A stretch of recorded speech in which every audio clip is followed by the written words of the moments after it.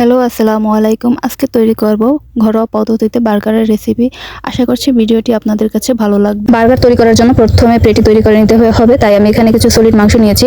এ পর্যায়ে সলিড মাংসগুলোকে একটু কুচি কুচি করে কেটে নিচ্ছি, যাতে মাংসের কিমাটা ভালো হয়। এ পর্যায়ে আমার মাংসর কিমা কাটা হয়ে গেছে, তাই এখন আমি এখানে অ্যাড করে দিচ্ছি কুচি করা পেঁয়াজ, কুচি করা সামান্য পরিমাণ কাঁচামরিচ, সামান্য পরিমাণ গোলমরিচের গুঁড়ো, 1 টেবিল চা চামচ রসুন বাটা, হাফ চামচ আদা বাটা, দিয়ে দিচ্ছি 1 চামচ লাল মরিচের গুঁড়ো, হাফ চামচ হলুদের গুঁড়ো, দিয়ে দিচ্ছি 1 চামচ জিরা ও ধনিয়া গুঁড়ো, সামান্য পরিমাণে লবণ, 2 টেবিল চা চামচ সয়া সস, 3 থেকে 4 চামচ চিলি সস অ্যাড করে দিচ্ছি, দিয়ে দিচ্ছি সামান্য পরিমাণে সাদা সয়াবিন তেল। এগুলো দিয়ে আমি এখন মাংসের কিমাটাকে ভালোভাবে মেখে নিচ্ছি। তো এই যে আমার মাখা হয়ে গেছে, তো এখন আমি এর মধ্যে অ্যাড করে দিচ্ছি একটি ডিমটাকে ভালোভাবে মাংসের কিমার সাথে মিশিয়ে নিতে হবে। তো এই যে আমি মিশিয়ে নিয়েছি, তাই এখন এর মধ্যে অ্যাড করে দিচ্ছি বিস্কুট ও টোস্টের গুঁড়ো। এখানে আপনারা চাইলে বনরুটির ব্লেন্ডার করেও দিতে পারেন। তো আমি এখানে বিস্কুট ও টোস্ট অ্যাড করে দিয়েছি এবং ভালোভাবে মিশিয়ে নিচ্ছি, একটু শক্ত শক্ত করে নিচ্ছি। এরপর যে আলাদা একটি বাটিতে 2টি ডিম ফেটিয়ে নিচ্ছি সামান্য একটু তেল দিয়ে।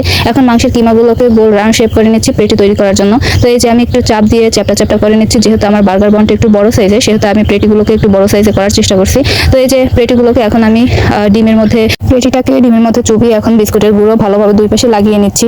বিস্কুট লাগিয়ে এভাবে আমি সুন্দর করে প্লেটে এখন প্লেটিকে আমি এভাবে প্লেটে রেখেছি। এবার পরপর করে সবগুলো প্লেটই তৈরি করে নিয়েছি এবং বিস্কুট ও ডিমের সাথে মিশিয়ে এবার আলাদাভাবে একটি প্লেটে রেখে দিচ্ছি। তো প্লেটে তৈরি করা হয়ে গেছে, এখন আমি প্লেটগুলোকে একটু তেল দিয়ে ভেজে নিচ্ছি। আপনারা চাইলে প্লেটগুলো ডুবো তেলেও ভাজতে পারেন, তো আমি এখানে অল্প তেল দিয়ে ভেজে নিচ্ছি। তো এভাবে একটু আস্তে আস্তে করে ভেজে নিচ্ছি, চুলার আঁচটা একটু কমিয়ে, কারণ বেশি আঁচ দিলে প্লেটগুলো পুড়ে যাবে এবং মাংসগুলো ভালোভাবে সিদ্ধ হতে যাবে না। তো তাই আমি এখানে অল্প আঁচে সামান্য পরিমাণে তেলে ভেজে নিচ্ছি, একটু বারবার নেড়ে চেড়ে। এই যে এখন আমি বার্গার বনটাকে একটু গোল শেপ দিয়ে ভালোভাবে অর্ধেক করে কেটে নিচ্ছি।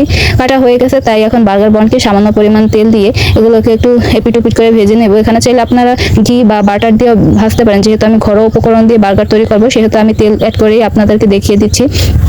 এই যে এখন সুন্দরভাবে ভেজে নিচ্ছি। এক পিঠ ভাজা হয়ে গেলে আমি অন্য পিঠ উল্টিয়ে দিচ্ছি। তো দেখতে হবে যেন বেশি পুড়ে না যায় বার্গার বনটা, বেশি পুড়ে গেলে বার্গার ভালো লাগবে না, তিতা হয়ে যাবে। এই যে আমি অল্প সামান্য পরিমাণ ভেজে নিয়েছি। এবার বার্গারের এক সাইডে মেয়োনিজ লাগিয়ে নিচ্ছি, এভাবে ভালোভাবে সমস্ত জায়গায় চারপাশে এভাবে আলতো আলতো করে মিশিয়ে নিচ্ছি। মেশানো হয়ে গেছে, তাই এরপর যে আমার শসা স্লাইস করা ছিল, শসা স্লাইসগুলো 3 পিস দিয়ে দিয়েছি।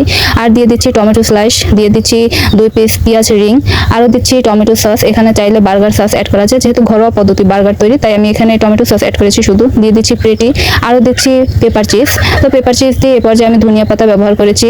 আর বার্গারের উপর সাইডে আমি দিয়ে দিচ্ছি আবার টমেটো সস দিয়ে এখন পেপার চিজের উপর একটু চাপ দিয়ে লাগিয়ে নিচ্ছি। এই যে আমার বার্গার তৈরি করা হয়ে গেছে, ঘরোয়া পদ্ধতিতে বার্গার তৈরি। এই যে আমার ভিডিওটি আপনাদের কাছে কেমন লেগেছে, যদি ভালো লেগে থাকে তাহলে অবশ্যই like, comment, share and subscribe করে দেবেন। আল্লাহ হাফেজ।